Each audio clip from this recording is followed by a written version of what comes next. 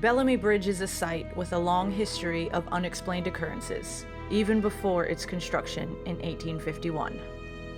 In early 1837, Elizabeth Jane Croom moved to Marianna, Florida, and days later, on May 11, 1837, she married Samuel Bellamy, whose family owned a good portion of Marianna's growing fields. Almost the entire town attended the reception, and at some point during the party, Elizabeth needed to take a rest and went inside the house. No one knows exactly what happened, but the next time anyone laid eyes on Elizabeth, she was engulfed in flames, running away from her wedding party and screaming in agony.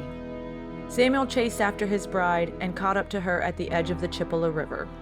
Elizabeth died that night in the arms of her husband and was buried near where the Bellamy Bridge would be built. Such a tragic story, it's no wonder the Bellamy Bridge area is rumored to be haunted. If only this were a true account. For whatever reason, this story is almost a complete fabrication. The real story of Elizabeth and Samuel Bellamy is much more detailed and heartbreaking. Elizabeth Jane Croom of South Carolina married her childhood sweetheart Samuel Bellamy on July 15, 1834. Soon after, they moved to Marianna, Florida, to a place called Rock Cave Plantation. In 1835, Elizabeth gave birth to a son and named him Alexander. In late 1836, a sickness spread across the area, causing high fevers and eventually death to many of Marianna's residents. All three members of the Bellamy family were afflicted by this illness, thought to be malaria, and on May 11, 1837, Elizabeth Bellamy succumbed to her symptoms and was pronounced dead.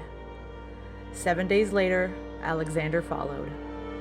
Samuel Bellamy eventually recovered from illness, but not from the loss of his family, despite his attempts to move on. He spent more than 2 years, thousands of dollars of his family's money, and even borrowed a sizable amount to build an expansive mansion in honor of Elizabeth, but couldn't bring himself to live inside once it was complete.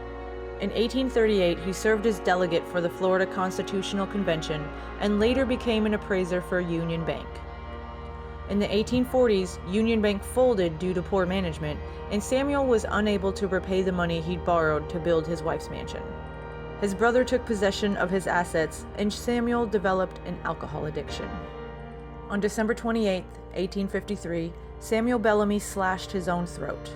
Due to religious rules, his suicide kept him from being buried on consecrated land, so he was never able to be buried with Elizabeth and their son. This is when the first sightings of the Bellamy Bridge ghost happened. Described as a figure wearing a long white dress or a dress made of fire, the apparition is seen running toward the Chippewa River or plunging from the bridge into the river. Locals say it is Elizabeth Bellamy, upset that her husband wasn't buried beside her. But how can the bridge be haunted by a story that didn't happen? And why are there so many other stories and sightings that center around this bridge?